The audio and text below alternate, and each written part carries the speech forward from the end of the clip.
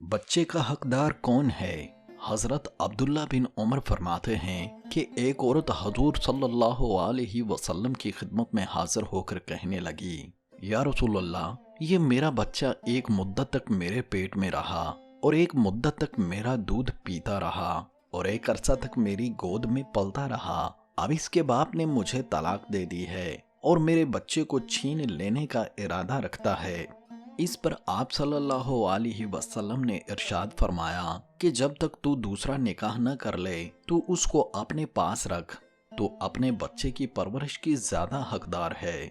حضرت ابو ہریرہ رضی اللہ تعالی عنہ فرماتے ہیں کہ ایک عورت حضور صلی اللہ علیہ وسلم کی خدمت میں حاضر ہو کر کہنے لگی کہ میرے خاوند نے مجھے طلاق دے دی ہے، اب اس کا باپ یہ چاہتا ہے کہ میرے بچے کو مجھ سے لے جا کر اپنے پاس رکھے، اور اس وقت یہ بچے کو کما کر کھلاتا ہے اور اس کے کھانے پینے کی خبرگیری کرتا ہے۔ اس پر آپ صلی اللہ علیہ وسلم نے اس بچے کی طرف مخاطب ہو کر فرمایا، یہ تیرا باپ ہے، یہ تیری ماں، اب تجھ کو اختیار ہے، چاہے تو اپنی ماں کے پاس رہ یا اپنے باپ کے پاس۔ تو اس بچے نے اپنی ماں کا ہاتھ پکڑ لیا۔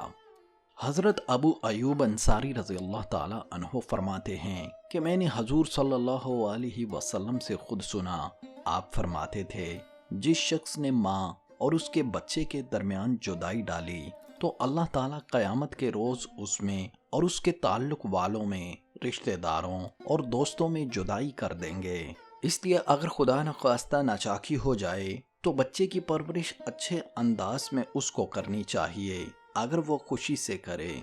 تو اس بچے کی پرورش اگر ماں خوشی سے کرے تو زبردستی سے اس کا بچہ نہیں چھیننا چاہیے۔